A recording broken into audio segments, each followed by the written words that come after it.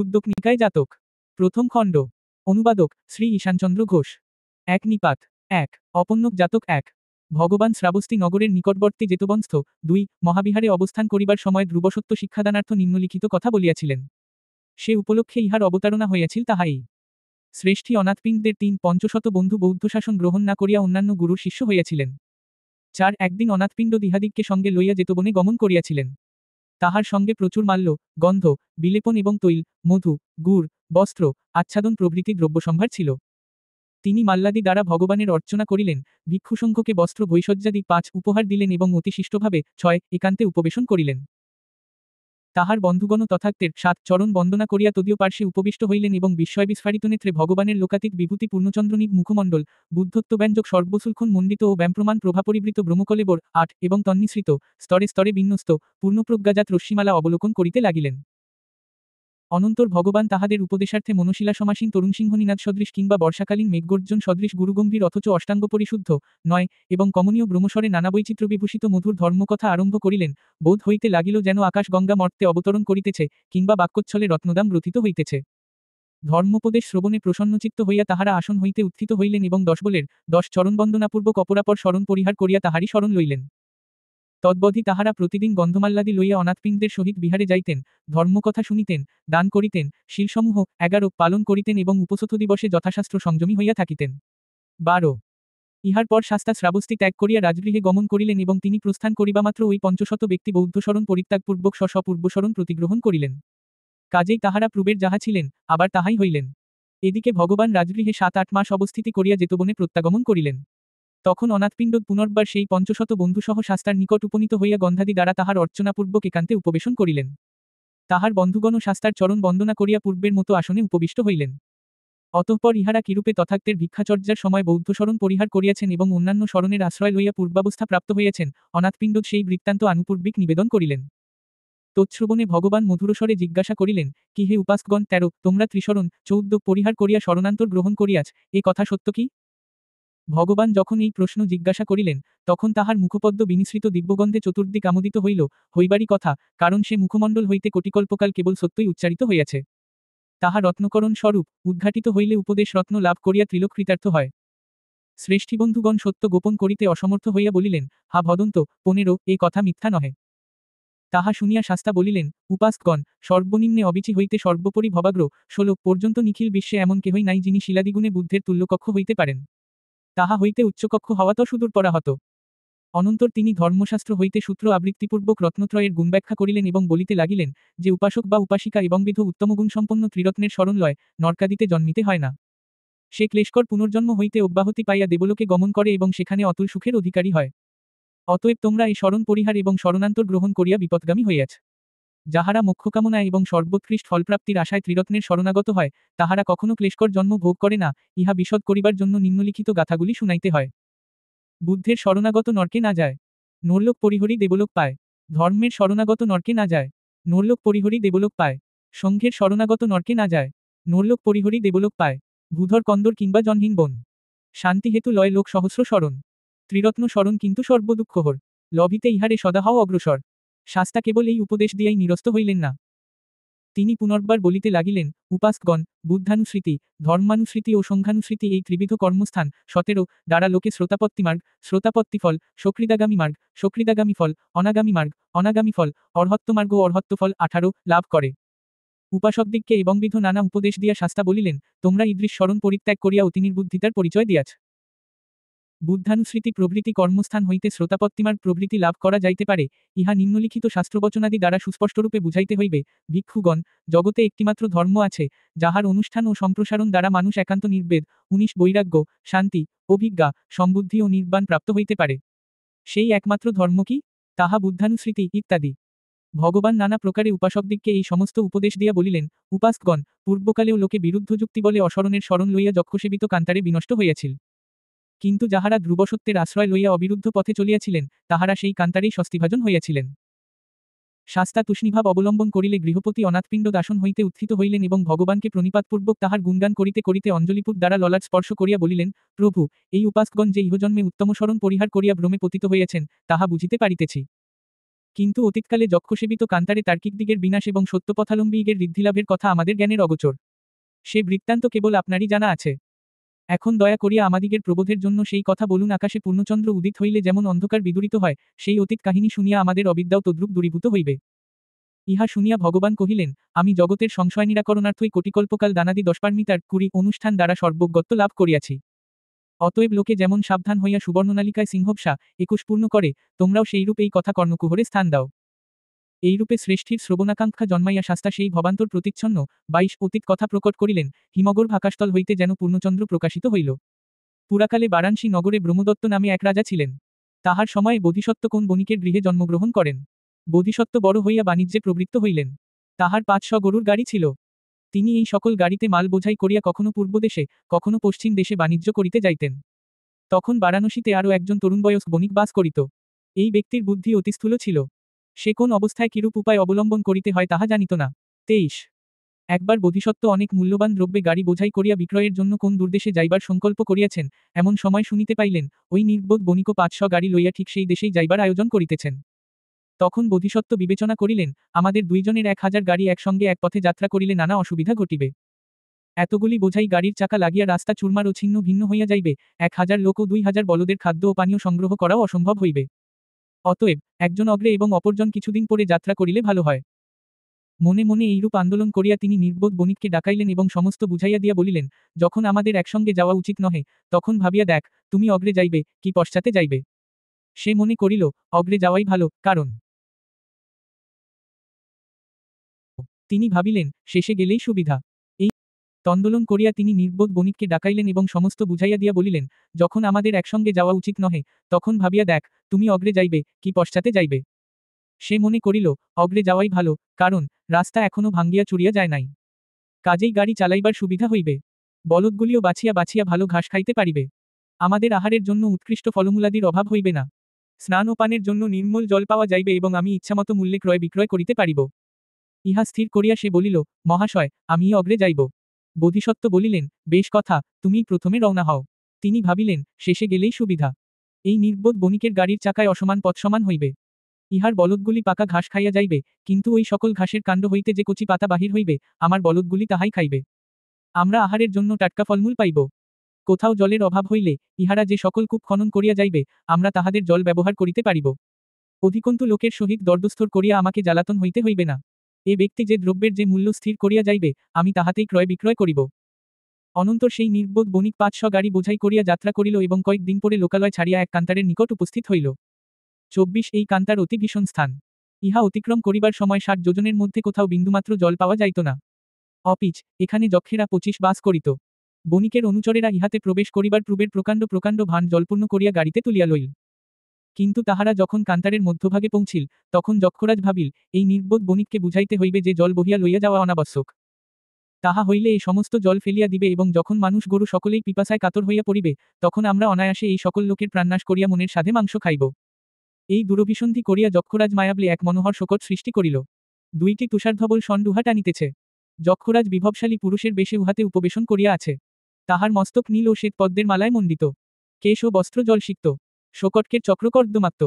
অগ্রে ও পশ্চাতে 10-12 জন যক্ষ অনুচরবেশে কার্মুক, তীর, অসি, চর্ম প্রভৃতি অস্ত্র শস্ত্র লইয়া চলিয়াছে।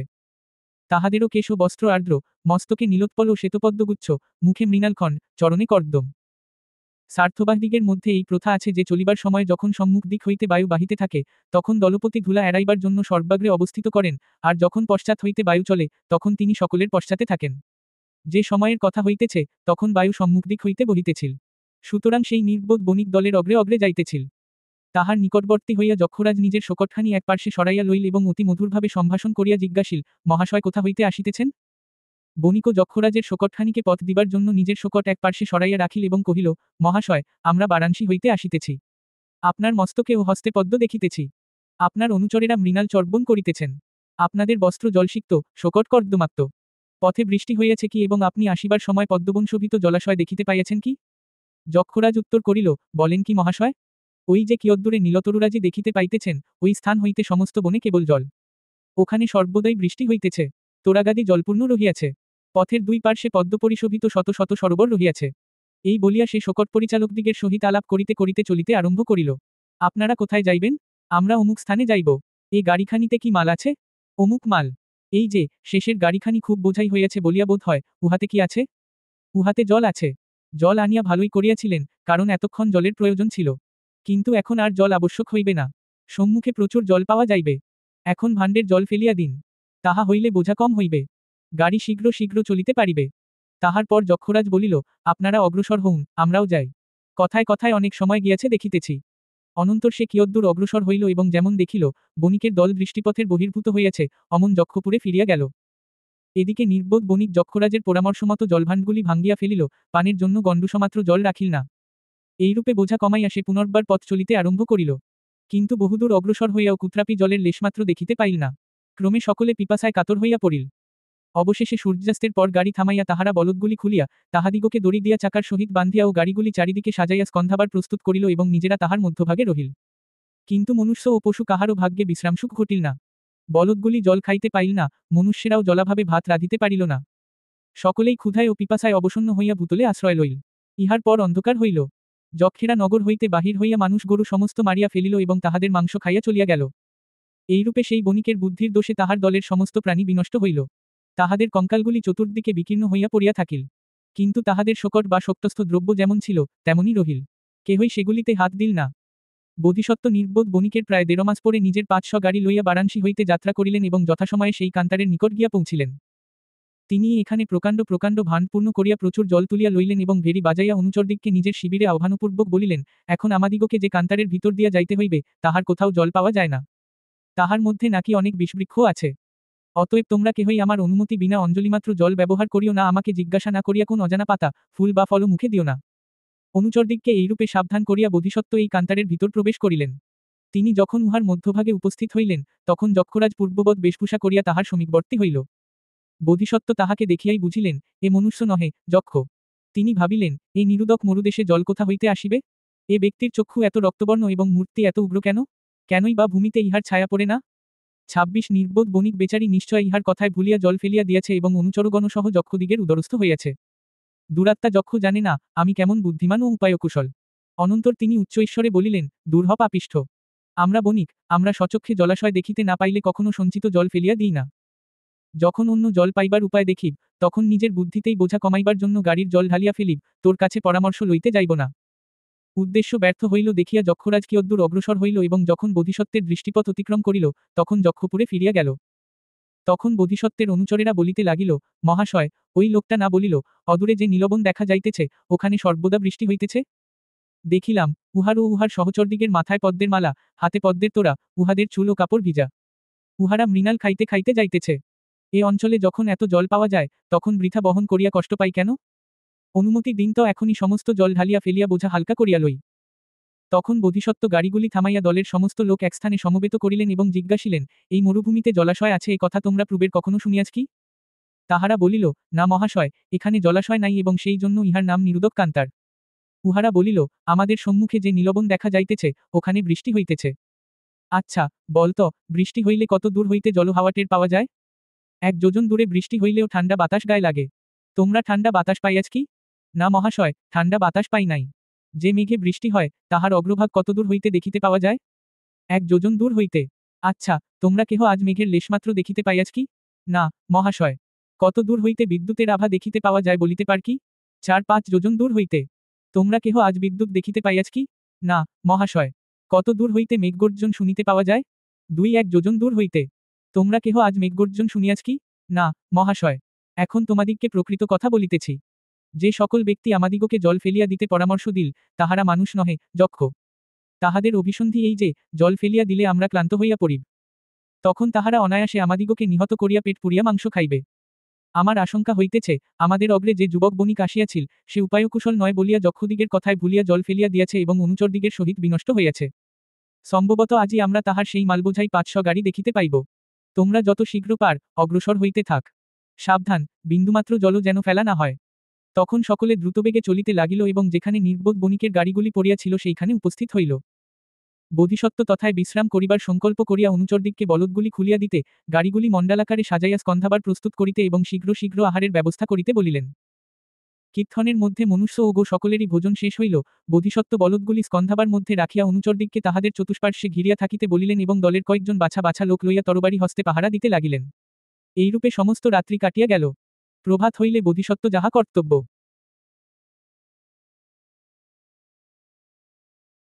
এবং দলের কয়েকজন বাছা বাছা লোক লইয়া তরবারি হস্তে পাহারা দিতে লাগিলেন। এইরূপে সমস্ত রাত্রি কাটিয়া গেল। প্রভাত হইলে বোধিসত্ত্ব যাহা কর্তব্য তাহার ব্যবস্থা করিলেন। বলদগুলিকে খাওয়াইলেন। নিজের যে সকল গাড়ি জীর্ণ হইয়া গিয়াছিল সেগুলি ত্যাগ করিয়া নির্বোধ বণিকের ভালো ভালো গাড়ি বাছিয়া লইলেন। নিজের সঙ্গে যে সমস্ত অল্পমূল্য দ্রব্য ছিল সেগুলিও ফেলিয়া দিয়া তদপেক্ষা মূল্যবান দ্রব্য তুলিয়া লইলেন। অতঃপর তিনি গন্তব্যস্থানে গিয়া দ্বিগুণ ত্রিগুণ মূল্যে পণ্যদ্রব্য বিক্রয় করিয়া স্বদেশে প্রতিগমন করিলেন। তাহার সঙ্গীদিগের এক প্রাণীও বিনষ্ট হইল না। কথান্তে শাস্তা বলিলেন, গৃহপতি, পূর্বের তার্কিকগণ এইরূপে বিনষ্ট হইয়াছিল। কিন্তু সত্যসেবীগণ যক্ষদিগের হস্ত হইতে মুক্তিলাভপূর্বক নিরাপদে গন্তব্যস্থানে উপনীত হইয়াছিলেন এবং সেখান হইতে স্বদেশে ফিরিয়া গিয়াছিলেন। এইরূপ উপস্থিত প্রসঙ্গের সহিত অতীত কথার সম্বন্ধ প্রদর্শন করিয়া শাস্তা ধ্রুবসত্য শিক্ষাদানার্থ অভিসম্বুদ্ধ ভাবধারণপূর্বক নিম্নলিখিত গাথা আবৃত্তি করলেন। সত্যপথ, যাহা সর্বসুখের কারণ, করেন পণ্ডিতজন সদা প্রদর্শন। তার্কিকের কাজ কিন্তু এর বিপরীত। কুপথে চালায় করে লোকের অহিত। অতএব বিচারিয়া বুদ্ধিমান নর। সত্যের শরণ লয়, সর্বদুঃখহর। ধ্রুবসত্য সম্বন্ধে এবংবিধ উপদেশ দিয়া শাস্তা পুনর্বার বলিতে লাগিলেন, সত্যপথে বিচরণ করিলে যে কেবল ত্রিবিধ কুশল সম্পত্তি, ষড়বিধ কামস্বর্গ এবং ব্রহ্মলোক সম্পত্তি 27 লাভ করা যায় তাহা নহে। তৎসঙ্গে সঙ্গে অর্হত্বপ্রাপ্তি পর্যন্ত ঘটে। পক্ষান্তরে অসত্যমার্গ অবলম্বন করিলে চতুর্বিধ অপায় 28 ভোগ করিতে হয় এবং নিচকুলে 29 জন্ম হইয়া থাকে। অতঃপর শাস্তা ষোড়শবিধ উপায়ে 30 সত্যচতুষ্টয় 31 ব্যাখ্যা করিলেন। তাহা শুনিয়া সেই পঞ্চশত উপাসক শ্রোতাপত্তি ফলে প্রতিষ্ঠাপিত হইলেন। তখন দেবদত্ত 32 ছিল সেই নির্বোধ স্বার্থবাহ এবং তাহার শিষ্যেরা ছিল সেই স্বার্থবাহের অনুচরগণ। পক্ষান্তরে তখন বুদ্ধ শিষ্যেরা ছিলেন সেই বুদ্ধিমান স্বার্থবাহের অনুচরগণ এবং আমি ছিলাম সেই বুদ্ধিমান স্বার্থবাহ। অন্নুপদ জাতক 33। শাস্তা শ্রাবস্তী নগরে অবস্থানকালে জনৈক হীনবীর্য 34 ভিক্ষুকে উপলক্ষ করিয়া এই কথা বলিয়াছিলেন। শোনা যায় তথাগত যখন শ্রাবস্তী নগরে অবস্থিতি করিতেছিলেন তখন তাহার ধর্মদেশনা শ্রবণ করিয়া তত্রত্য এক কুলপুত্রের 35 প্রতিটি জন্মে যে কামনাই দুঃখের নিদান। অতএব তিনি প্রব্রজ্জা 36 গ্রহণ করিলেন। অভিসম্পদা লাভার্থ পঞ্চবর্ষকাল যেতবনে অবস্থিতি করিয়া ক্লান্ত পরিশ্রমে মাতৃকাদয় 37 আয়ত্ত করিলেন। কি উপায়ে বিদর্শনা লাভ করা যায় তাহা শুনিলেন এবং শাস্তার নিকট ইচ্ছানুরূপ কর্মস্থান 38 গ্রহণ করিয়া অরণ্যে প্রস্থানপূর্বক তাহার আভাস বা লক্ষণমাত্রও লাভ করিতে পারিলেন না। তখন তিনি ভাবিতে লাগিলেন, শাস্তা চতুর্বিধ মনুষ্যের 39 কথা বলিয়াছেন। আমি বোধ হয় তন্মধ্যে সর্বাপেক্ষা অধম। সম্ভবত এজন্যে আমার ভাগ্যে মার্গপ্রাপ্তি ও ফলপ্রাপ্তি ঘটিয়া উঠিবে না। অতএব অরণ্যে বাস করিয়া কি লাভ? আমি শাস্তার নিকট ফিরিয়া যাই। তাহার অলৌকিক তেজবিশিষ্ট বুদ্ধদেহ অবলোকন করিয়া নয়ন সার্থক হইবে। মধুর ধর্মকথা শুনিয়া কর্ণ তৃপ্ত হইবে। এই সংকল্প করিয়া উক্ত ভিক্ষু যেতবনে প্রতিগমন করিলেন। একদিন তাহার বন্ধুবান্ধবগণ বলিলেন, ভাই, তুমি না শাস্তার নিকট হইতে কর্মস্থান লইয়া শ্রমণধর্ম আচরণ করিবার নিমিত্ত বনে গিয়াছিলে? কিন্তু এখন দেখিতেছি বিহারে ফিরিয়া ভিক্ষুদিগের সহিত সুখে স্বচ্ছন্দে বাস করিতেছ। তুমি কি প্রব্রজার চরম লক্ষ্য অর্হত্ব ফল লাভ করিয়াছ? তিনি উত্তর করিলেন, ভ্রাতৃগণ, আমি মার্গ ফল কিছুই লাভ করিতে পারি নাই। আমি দেখিলাম, আমার ভাগ্যে সিদ্ধিলাভ ঘটিবে না। সেই জন্য নিরুদ্যম হইয়া ফিরিয়া আসিয়াছি। তুমি যখন দৃঢ়বীর্য শাস্তার শাসনে প্রব্রজ্জা গ্রহণ করিয়াছ, তখন নিরুদ্যম হইয়া ভালো করো নাই। চল, তোমায় শাস্তার নিকট লইয়া যাই। ইহা বলিয়া তাহারা ওই নিরুৎসাহ ভিক্ষুকে শাস্তার নিকট লইয়া গেলেন। শাস্তা জিজ্ঞাসিলেন, ভিক্ষুগণ, তোমরা এই ব্যক্তিকে ইহার ইচ্ছার বিরুদ্ধে এখানে আনিলে কেন? এ কি করিয়াছে? ভিক্ষুরা বলিলেন, ভদন্ত, ইনি এতাদৃশ নির্বাণপ্রদ শাসনে প্রব্রজা গ্রহণ করিয়াও শ্রমণধর্ম আচরণ করিবার সময় নিরুদ্যম হইয়া বিহারে প্রত্যাগমন করিয়াছেন। তখন শাস্তা জিজ্ঞাসা করিলেন, কি হে ভিক্ষু, তুমি সত্যই কি ভগ্নোৎসাহ হইয়াছ? ভিক্ষু উত্তর করিলেন, হা ভদন্ত, আমি সত্যই ভগ্নোৎসাহ হইয়াছি। সে কি কথা? কোথায় ঈদৃশ শাসনে প্রব্রজ্জা লইয়া তুমি নিষ্কাম, সন্তুষ্ট, নির্জনবাসী ও দৃঢ়োৎসাহ হইবে, না তুমি হীনবীর্য হইয়া পড়িলে? তুমি তপূর্বের বিলক্ষণ বীর্যবান ছিলে। তোমারই বীর্যপ্রভাবে একদা মরুকান্তারে 500 শকটের গো ও মনুষ্যগণ পানীয় পাইয়া পরিতৃপ্ত হইয়াছিল। তবে এখন তোমার এ দশা ঘটিল কেন? শাস্তার এই কথা শুনিবামাত্র উক্ত ভিক্ষুর হৃদয় আবার উৎসাহের সঞ্চার হইল। শাস্তার কথা শুনিয়া ভিক্ষুরা বলিলেন, ভদন্ত, এই ভিক্ষুর বর্তমান নিরুৎসাহভাব আমরা প্রত্যক্ষ করিয়াছি। কিন্তু পূর্বের কেবল ইহারি বীর্য বলে মরুকান্তারে মনুষ্যদিগের পানীয় প্রাপ্তির কথা আমাদের জ্ঞানাতীত। আপনি সর্বজ্ঞ বলিয়া তাহা কেবল আপনারই পরিজ্ঞাত আছে। দয়া করিয়া আমাদিগকে সেই বৃত্তান্ত বলুন। বলিতেছি শুন। ইহা বলিয়া ভিক্ষুদিগের শ্রবণাকাঙ্ক্ষা উৎপাদনপূর্বক ভগবান তখন ভাবান্তর প্রতিচ্ছন্ন সেই অতীত কথার প্রকটন করিলেন। পুরাকালে বারাণসীনগরে ব্রহ্মদত্ত নামে এক রাজা ছিলেন। তাহার সময়ে বোধিসত্ত্ব এক বণিকের গৃহে জন্মগ্রহণ করেন। বোধিসত্ত্ব বয়ঃপ্রাপ্তির পর 500 শকট লইয়া নানা স্থানে বাণিজ্য করিয়া বেড়াইতেন। একদা বোধিসত্ত্ব 60 যোজন বিস্তীর্ণ এক মরুকান্তারে প্রবেশ করিয়াছিলেন। সেখানকার বালুকা এত সূক্ষ্ম ছিল যে মুষ্টি মধ্যে রাখিতে চেষ্টা করিলে তাহা আঙ্গুলের ফাঁক দিয়া পড়িয়া যাইত। সূর্যোদয়ের পর এই বালুকারাশি প্রজ্বলিত অঙ্গারের ন্যায় উত্তপ্ত হইয়া উঠিত। তখন কাহার সাধ্য উহার উপর দিয়া যাতায়াত করে? এই ভীষণ মরুদেশ অতিক্রম করিবার সময় পথিকেরা রাত্রিকালে পথ চলিত, দিবাভাগে বিশ্রাম করিত। তাহারা জল, তেল, চাউল ও জ্বালাইবার কাঠ প্রভৃতি উপকরণ সঙ্গে লইয়া যাইত। যখন সূর্যোদয় হইত, তখন তাহারা বলদগুলি খুলিয়া দিত। গাড়িগুলি মণ্ডলাকারে রাখিয়া মধ্যভাগে শামিয়ানা খাটাইত এবং সকাল সকাল আহার শেষ করিয়া ছায়ায় থাকিয়া দিনমান কাটাইত। অনন্তর যখন সূর্যাস্ত হইত, তখন তাহারা আবার শীঘ্র শীঘ্র আহার 40 করিয়া ভূতল শীতল হইবামাত্র পথ চলিতে আরম্ভ করিত। নাবিকেরা যেমন সমুদ্রগমনকালে নক্ষত্র দেখিয়া দিক নির্ণয় করে, এই মরুভূমিতেও সেইরূপ পথিকদিগকে নক্ষত্র দেখিয়া পথ নির্ধারণ করিতে হইত। তাহাদিগের সঙ্গে এক একজন স্থল নিয়ামক 41 থাকিত। উহারা নক্ষত্র দেখিয়া গন্তব্য পথ নির্দেশ করিয়া দিত। বোধিসত্ত্ব যেদিন উক্ত কান্তারের 59 যোজন অতিক্রম করিয়া গেলেন, সেই দিন মনে করিলেন, আজকার রাত্রিতেই আমরা মরুভূমির বাহিরে গিয়া পৌঁছিব। ইহা ভাবিয়া তিনি 6 মাসের পর জল, কাঠ প্রভৃতি অনেক দ্রব্য অনাবশ্যক বোধে ফেলিয়া দিতে বলিলেন এবং এইরূপে বোঝা কমাইয়া গন্তব্য স্থানাভিমুখে যাত্রা করিলেন। যে গাড়িখানি সর্বাগ্রে চলিল, স্থল নিয়ামক তাহাতে আসন গ্রহণ করিল এবং কোন দিকে গাড়ি চালাইতে হইবে, নক্ষত্র দেখিয়া বলিয়া দিতে লাগিল। নিয়ামকটি দীর্ঘকাল সুনিদ্রা ভোগ করে নাই। আজ কিয়দ্দূর চলিবার পর সে নিদ্রাভিভূত হইয়া পড়িল, কাজেই বলদগুলা যখন বিপরীত মুখে চলিতে আরম্ভ করিল, তখন তাহা লক্ষ্য করিতে পারিল না। গাড়িগুলি সারারাত এইরূপে উল্টা পথে চলিল। অনন্তর অর্বণোদয়ের প্রাক্কালে নিয়ামকের নিদ্রাভঙ্গ হইলে সে নক্ষত্র দেখিয়া, গাড়ি ফিরাও, বলিয়া চিৎকার করিয়া উঠিল। কিন্তু সমস্ত গাড়ি ফিরাইয়া পুনর্বার শ্রেণীবদ্ধ করিতে না করিতেই সূর্য দেখা দিলেন। সকলে সভয়ে দেখিল, তাহারা সায়ংকালে যে স্থান হইতে যাত্রা করিয়াছিল, ঠিক সেই স্থানে প্রত্যাবর্তন করিয়াছে। তখন, হায়, সর্বনাশ হইল! আমাদের সঙ্গে জল নাই, কাঠ নাই, আজ কি উপায়ে জীবনধারণ করিব? এইরূপ বিলাপ করিতে করিতে তাহারা বলদগুলি খুলিয়া দিয়া এবং নিতান্ত হতাশ হইয়া যে যাহার গাড়ির তলে শুইয়া পড়িল। বোধিসত্ত্ব ভাবিলেন, আমি নিশ্চেষ্ট হইয়া বসিয়া থাকিলে ইহাদের এক প্রাণীরও জীবন রক্ষা হইবে না। ভোরের সময় ঠান্ডায় ঠান্ডায় একবার চারিদিকে ঘুরিয়া দেখি, কোথাও জল পাওয়া যায় কি না।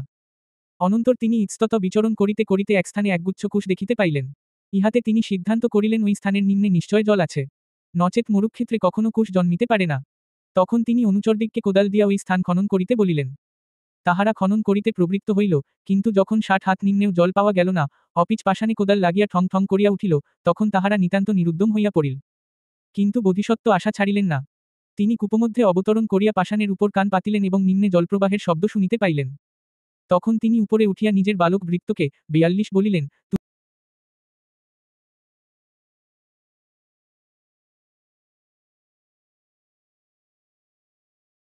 এই বড় হাতুড়িটা 43 লইয়া নিচে নাম এবং পাথরে ঘামার।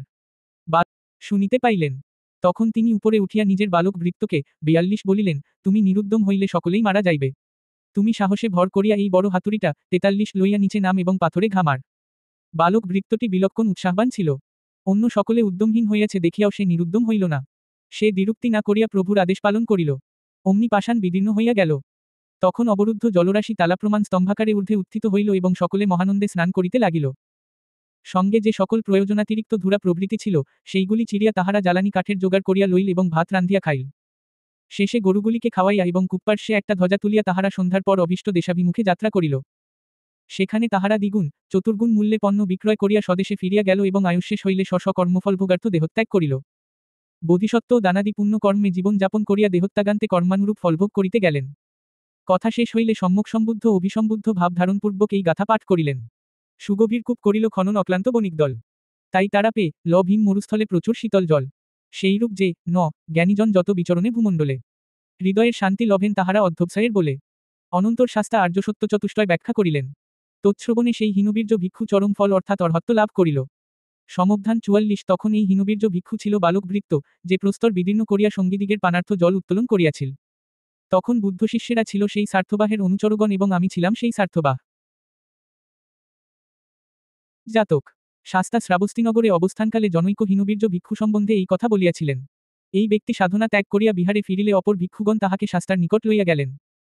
শাস্তা বলিলেন, এই মার্গফলপ্রদ শাসনে প্রবিষ্ট হইয়া যদি তুমি উৎসাহ পরিত্যাগ কর, তাহা হইলে লক্ষ মুদ্রা মূল্যের সুবর্ণপাত্র হইতে বঞ্চিত হইয়া সেরিব বণিকের যে দুর্দশা হইয়াছিল, তোমারও সেইরূপ হইবে। অনন্তর ভিক্ষুগণ শাস্তাকে সেই কথা সবিস্তর বলিবার জন্য অনুরোধ করিলেন। শাস্তাও তাহাদের অবগতির জন্য ভাবান্তর প্রতিচ্ছন্ন অতীত বৃত্তান্ত বর্ণন করিতে লাগিলেন। পুরাকালে, বর্তমান সময়ের চারিকল পূর্বের বোধিসত্ত্ব, সেরিব নামক রাজ্যে ফেরিওয়ালার কাজ 45 করিতেন। তখন তাহার নাম ছিল সেরিবান। সেরিব রাজ্যে সেরিবা নামে আরও এক ব্যক্তি ওই কারবার করিত। ইহার বড় অর্থলালসা ছিল। একদা বোধিসত্ত্ব তাহাকে সঙ্গে লইয়া তেলবাহনদের অপরপারে অন্ধপুরনগরে বাণিজ্য করিতে গিয়াছিলেন। সেখানে তাহারাকে কোন রাস্তায় ফেরি করিয়া বেড়াইবেন তাহা ভাগ করিয়া লইলেন। কথা হইল একজন যে রাস্তায় একবার ফেরি করিয়া গিয়াছেন, অপরজন তাহার পরে সেখানেও ফেরি করিতে পারিবেন। অন্ধপুরে পূর্বের এক অতুল সম্পত্তিশালী শ্রেষ্ঠী পরিবার বাস করিত। কালে কমলার কোপে পড়িয়া তাহারা নির্ধন হয়, একে একে পুরুষেরাও মারা যায়। যে সময়ের কথা হইতেছে, তখন ওই বংশে কেবল একটি বালিকা ও তাহার বৃদ্ধা পিতামহী জীবিতা ছিলেন। তাহারা অতিকষ্টে প্রতিবেশীদিগের বাড়িতে কাজকর্ম করিয়া দিনপাত করিতেন। বাড়ির কর্তা সৌভাগ্যের সময় যে সুবর্ণপাত্রে ভোজন করিতেন, সেটি তখনও ছিল। কিন্তু দীর্ঘকাল ব্যবহৃত না হওয়া এবং ভগ্নপাত্রাদির মধ্যে পড়িয়া থাকায় উহার উপর এত ময়লা জমিয়াছিল, যে সহসা উহা সোনার বাসন বলিয়া বোধ হইত না। একদিন লোভী ফেরিওয়ালা কলসি কিনিবে বলিতে বলিতে ওই শ্রেষ্ঠীদিগের বাড়ির পাশ দিয়া যাইতেছিল। তাহা শুনিয়া বালিকাটি বলিল, আমায় একখানা গহনা কিনিয়া দাও না, দিদিমা। দিদিমা বলিলেন, বাছা, আমরা গরিব লোক, পয়সা পাইব কোথায়? তখন বালিকা সেই সোনার বাসনখানি আনিয়া বলিল, এইখানা বদল দিলে হয় নাকি? ইহা তো আমাদের কোন কাজে লাগে না। বৃদ্ধা ইহাতে আপত্তি না করিয়া ফেরিওয়ালাকে ডাকিলেন এবং তাহাকে বসিতে বলিয়া বাসনখানি দিয়া কহিলেন, মহাশয়, ইহার বদলে আপনার এই বোনটিকে যাহা হয় একটা জিনিস দিন। বাসনখানি দুই একবার উল্টাইয়া পাল্টাইয়া দেখিয়া ফেরিওয়ালার সন্দেহ হইল, সম্ভবত উহা স্বর্ণনির্মিত। এই অনুমান প্রকৃত কি না তাহা পরীক্ষা করিবার নিমিত্ত সে সূচি দিয়া উহার পিঠে দাগ কাটিল এবং উহা যে সোনার বাসন সে সম্বন্ধে তখন আর তাহার কিছুমাত্র সংশয় ছিল না। কিন্তু মেয়েমানুষ দুইটাকে ঠকাইয়া ইহা বিনামূল্যে লইব, এই দুর্ভিসন্ধি করিয়া সে বলিল, ইহার আবার দাম কি? ইহা সিকি পয়সায় 46 কিনিলেও ঠকা হয়। অনন্তর সে নিতান্ত অবজ্ঞার ভান করিয়া বাসনখানি ভূমিতে ফেলিয়া সে স্থান হইতে চলিয়া গেল। ইহার ক্ষণকাল পরেই বোধিসত্ত্ব সেই পথে ফেরি করিতে আসিলেন এবং কলসি কিনিবে বলিতে বলিতে দাঁড়ে দাঁড়ে ঘুরিতে লাগিলেন। তাহা শুনিয়া বালিকাটি তাহার পিতামহীকে আবার সেই প্রার্থনা জানাইল। বৃদ্ধা কহিলেন, যে বাসন বদল দিতে গিয়াছিলে তাহার তো কোন দামই নাই শুনিলে। আমাদের আর কি আছে, বোন, যাহা দিয়া তোমার স্বাদ পুরাইতে পারি? বালিকা কহিল, সেই ফেরিওয়ালা বড় খারাপ লোক, দিদিমা। তাহার কথা শুনিলে গা জ্বালা করে। কিন্তু এ লোকটি দেখতে কত ভালো, ইহার কথাও কেমন মিষ্টি।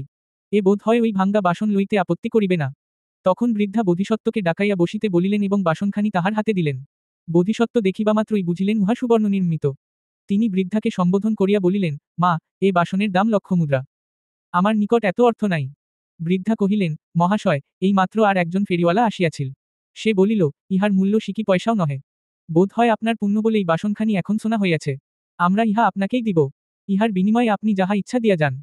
বোধিসত্ত্বের নিকট তখন নগদ 500 কাহন 47 এবং ওই মূল্যের পণ্যদ্রব্য ছিল। তিনি ইহা হইতে কেবল নগদ 8 কাহন এবং দাড়িপালা ও থলিটি লইয়া অবশিষ্ট সমস্ত বৃদ্ধার হস্তে অর্পণ করিলেন এবং তাহার অনুমতি লইয়া বাসনখানি গ্রহণ করিয়া যত শীঘ্র পারিলেন নদীতীরে উপস্থিত হইলেন। সেখানে একখানি নৌকা ছিল। তিনি ইহাতে আরোহণ করিয়া মাঝির হাতে 8 কাহন দিয়া বলিলেন, আমাকে শীঘ্র পার করিয়া দাও। এদিকে লোভী বণিক শ্রেষ্ঠীদিগের গৃহে ফিরিয়া বাসনখানি আবার দেখিতে চাহিল। সে বলিল, ভাবিয়া দেখিলাম তোমাদিগকে ইহার বদলে একেবারে কিছু না দিলে ভালো দেখায় না। তাহা শুনিয়া বৃদ্ধা কহিলেন, সে কি কথা, বাপু? তুমি না বলিলে উহার দাম সিকি পয়সাও নয়। এই মাত্র একজন সাধু বণিক আসিয়াছিলেন। বোধ হয় তিনি তোমার মনিব হইবেন। তিনি আমাদিগকে 1000 কাহন দিয়া উহা কিনিয়া লইয়া গিয়াছেন। এই কথা শুনিবামাত্র সেই লোভী বণিকের মাথা ঘুরিয়া গেল। সে পাগলের মতো ছুটাছুটি করিতে লাগিল। সঙ্গে যে সকল মুদ্রা ও পণ্যদ্রব্য ছিল তাহা চারিদিকে ছড়াইয়া ফেলিল। অনন্তর উলঙ্গ হইয়া, হায়, সর্বনাশ হইয়াছে, দুরাত্মা ছল করিয়া আমার 1,00,000 মুদ্রার সুবর্ণ পাত্র লইয়া গিয়াছে, এইরূপ প্রলাপ করিতে করিতে এবং তুলাদণ্ডটি মুদগরের ন্যায় ঘুরাইতে ঘুরাইতে সে বোধিসত্ত্বের অনুসন্ধানে নদীতীরে ছুটিল। সেখানে গিয়া দেখে নৌকা তখন নদীর মধ্যভাগ পর্যন্ত গিয়াছে। সে, নৌকা ফিরাও বলিয়া চিৎকার করিতে লাগিল। কিন্তু বোধিসত্ত্ব নিষেধ করাই মাঝি নৌকা ফিরাইল না। বোধিসত্ত্ব অপর পাড়াভিমুখে অগ্রসর হইতে লাগিলেন। দুষ্টবুদ্ধি বণিক একদৃষ্টিতে তাহার দিকে চাহিয়া রহিল। অনন্তর সূর্যের তাপে জলহীন তোরাগের তলদেশস্থ কর্দম যেমন শতধা বিদীর্ণ হয়, দার্বণ যন্ত্রণায় তাহার হৃৎপিণ্ড সেইরূপ বিদীর্ণ হইল। তাহার মুখ দিয়া রক্ত উঠিতে লাগিল এবং সেই মুহূর্তেই সে প্রাণত্যাগ করিল। ইহার পর বোধিসত্ত্ব দানাদি সৎকার্যে জীবন যাপন করিয়া কর্মফলভোগের জন্য লোকান্তর গমন করিলেন। কথান্তে সম্মুখসম্বুদ্ধ হইয়া শাস্তা এই গাথা পাঠ করিলেন। মুক্তিমার্গ প্রদর্শক বুদ্ধের শাসন। লভিতে সুফল তাহে কর প্রাণপণ। নিরুৎসাহ অনুতাপ ভুঞ্জে চিরদিন। বণিক সেরিবা যথা ধর্মজ্ঞানহীন। এইরূপে অর্হত্ব লাভের উপায় প্রদর্শন করিয়া শাস্তা সত্যচতুষ্টয় ব্যাখ্যা করিলেন। তাহা শুনিয়া সেই হীনবীর্য ভিক্ষু অর্হত্বরূপ সর্বোত্তম ফল প্রাপ্ত হইলেন। সমবধান, তখন দেবদত্ত 48 ছিল সেই ধূর্ত বণিক, এবং আমি ছিলাম সেই সুবুদ্ধি ও ধর্মপরায়ণ বণিক। চুল্লক শ্রেষ্ঠী জাতক 49। শাস্তা রাজগৃহের নিকটবর্তী জীবকাম্রবনে 50 অবস্থান করিবার সময় স্থবির চুল্লপন্থকের সম্বন্ধে এই কথা বলিয়াছিলেন। রাজগৃহের কোন বিভবশালী শ্রেষ্ঠীকন্যা পিত্রালয়ে এক দাসের প্রণয়াসক্ত হইয়াছিল। এ কথা প্রকাশ পাইলে নির্যাতন ভোগ করিতে হইবে ভাবিয়া একদিন শ্রেষ্ঠীকন্যা তাহার প্রণয়ীকে বলিল, এখানে আর থাকা যায় না। মাতাপিতা এই গুপ্ত প্রণয়ের কথা জানিতে পারিলে আমাদিগকে খণ্ডবিখণ্ড করিয়া কাটিয়া ফেলিবেন। চল, এখন বিদেশে আত্মীয় বন্ধুদিগের আগোচরে কোথাও গিয়া বাস করি। অনন্তর শ্রেষ্ঠীকন্যা একদিন রাত্রিকালে ওই দাসের সহিত বস্ত্রালঙ্কারাদি হস্তে লইয়া প্রধান দ্বার দিয়া নিষ্ক্রান্ত হইল এবং বহুদূরবর্তী কোন গ্রামে গিয়া অবস্থিতি করিতে লাগিল। শীতকাল পরে শ্রেষ্ঠীকন্যা সশত্যা হইল এবং প্রসবকাল আসন্ন জানিয়া একদিন তাহার স্বামীকে বলিল, দেখ, এরূপ নির্বান্ধব স্থানে প্রসববেদনা উপস্থিত হইলে আমাদিগকে বড় অসুবিধায় পড়িতে হইবে। অতএব ভাগ্যে যাহাই হউক না কেন চল আমার পিত্রালয়ে ফিরিয়া যাই। তাহার স্বামী কিন্তু আজ না কাল করিয়া দিন কাটাইতে লাগিল। তখন শ্রেষ্ঠীকন্যা ভাবিল, এই মূর্খ দণ্ডের ভয় যাইতে চাহিতেছে না। আমার কিন্তু মাতাপিতাই পরম বন্ধু। এ যাউক বা না যাউক, আমাকে তাহাদের নিকট যাইতেই হইবে। অনন্তর সে একদিন স্বামীর অনুপস্থিতিকালে সমস্ত গৃহসামগ্রী যথাস্থানে সাজাইয়া রাখিল এবং পার্শ্বস্থ প্রতিবেশীকে, আমি পিত্রালয়ে চলিলাম, এই কথা বলিয়া সে স্থান পরিত্যাগ করিল। দাসগৃহে ফিরিয়া শুনিল তাহার পত্নী পিত্রালয়ে গিয়াছে। সে কাল বিলম্ব না করিয়া রুদ্ধশ্বাসে ছুটিয়া তাহার অনুসরণ করিতে লাগল এবং কিক্ষণ পরে তাহার সমীপে উপনীত হইল। তন্মুহূর্তেই শ্রেষ্ঠীকন্যার প্রসববেদনা উপস্থিত হইল। সে পথিমধ্যে এক পুত্র প্রসব করিল। প্রসবকালে পিত্রালয়ে থাকিবার জন্যই শ্রেষ্ঠীকন্যা পতিগৃহ হইতে বাহির হইয়াছিল, কিন্তু পথিমধ্যে যখন প্রসব হইল, তখন সে দেখিল সেখানে যাওয়া অনাবশ্যক। সুতরাং তাহারা স্বস্থানে প্রতিগমন করিল। পুত্রটি পথে প্রসূত হইয়াছিল বলিয়া তাহারা তাহার পন্থক এই নাম রাখিল। ইহার পর শ্রেষ্ঠীকন্যা আবার গর্ভধারণ করিল। প্রথমবারে যেরূপ ঘটিয়াছিল, এবারও ঠিক সেইরূপ ঘটিল এবং এবারও তাহারা নবজাত শিশুর পন্থক নাম রাখিল। তদ্বধি লোকে প্রথম পুত্রটিকে মহাপন্থক এবং দ্বিতীয় পুত্রটিকে চুল্লপন্থক বলিত। পন্থকদ্বয় শুনিত অন্য বালকেরা কেহ খুড়া জ্যাঠার, কেহ ঠাকুর মা ঠাকুর দাদার কথা বলে। তাহারা একদিন জননীকে জিজ্ঞাসা করিল, মা, আমাদের কি ঠাকুর মা ঠাকুর দাদা নাই? মাতা বলিল, আছেন বই কি। তোমাদের ঠাকুর দাদা রাজগৃহের একজন বড় বণিক। তাহার অতুল ঐশ্বর্য। সেখানে তোমাদের আরও কত আপন লোক আছেন। বালকেরা বলিল, তবে আমরা সেখানে থাকি না কেন? মাতা পুত্রদ্বয়কে যথাসম্ভব কারণ বুঝাইয়া দিলেন। কিন্তু তাহারা প্রবোধ মানিল না। তাহারা রাজগৃহে যাইবার জন্য পুনঃ পুনঃ এরূপ ব্যগ্রতা প্রকাশ করিতে লাগিল যে শ্রেষ্ঠীকন্যা অগত্যা স্বামীকে বলিল, ছেলেরা আমাকে পাগল করিয়া তুলিয়াছে। চল, ইহাদিগকে মাতামহালয় দেখাইয়া আনি। বাপ মা কি আমাদিগকে খাইয়া ফেলিবেন? ইহাদিগকে সেখানে লইয়া যাইতে আমার আপত্তি নাই। কিন্তু আমি তোমার মা বাপের কাছে মুখ দেখাইতে পারিব না। তা নাই দেখাইলে কোন না কোন উপায়ে ছেলেরা তাহাদের দাদা মহাশয়কে দেখিতে পাইলেই হইল। অনন্তর তাহারা পুত্রদ্বয় সঙ্গে লইয়া রাজগৃহে গমন করিল এবং নগরদ্বারে একটা বাসা লইল। পরদিন শ্রেষ্ঠীকন্যা পুত্র দুইটিকে লইয়া মাতাপিতার নিকট নিজের আগমনবার্তা জানাইল। তাহারা বলিলেন, সংসারী লোকের নিকট পুত্রকন্যা পরম প্রীতির পাত্র। কিন্তু আমাদের কন্যা ও তাহার স্বামী এমন গুরুতর অপরাধ করিয়াছে, যে তাহাদের মুখ দর্শন করিতে নাই। এই ধন লও, ইহা লইয়া তাহারা যেখানে ইচ্ছা চলিয়া যাউক। তবে ছেলে দুইটিকে আমাদের কাছে রাখিয়া যাইতে পারে। শ্রেষ্ঠীকন্যা দুধদিগের হস্ত হইতে পিতৃপ্রেরিত ধন গ্রহণ করিল এবং তাহাদিগেরই সঙ্গে পুত্রদ্বয়কে পাঠাইয়া দিল। তদ্বধি এই বালক দুইটি মাতামহালয়ে প্রতিপালিত হইতে লাগিল। চুল্লপন্থক তখন নিতান্ত শিশু। মহাপন্থক অপেক্ষাকৃত অধিক বয়স্ক বলিয়া সে মাতামহের সঙ্গে দশবলের নিকট ধর্মকথা শুনিতে যাইত। প্রতিদিন ধর্মকথা শুনিয়া তাহার মনে প্রব্রজ্জা গ্রহণের বাসনা জন্মিল এবং একদিন সে মাতামহকে বলিল, দাদা মহাশয়, যদি অনুমতি করেন, তাহা হইলে আমি প্রব্রজ্জা অবলম্বন করি। বৃদ্ধ বলিলেন, কি বলিলি, ভাই? সমস্ত জগৎ প্রব্রজ্জা লইলে আমার যে সুখ হইবে, তুই প্রব্রজ্জা লইলে তাহার শতগুণ সুখ হইবে। যদি পারিবি বুঝিস, তবে স্বচ্ছন্দে প্রব্রজ্জা গ্রহণ কর। ইহা বলিয়া বৃদ্ধ তাহাকে শাস্তার নিকট লইয়া গেলেন। বৃদ্ধকে দেখি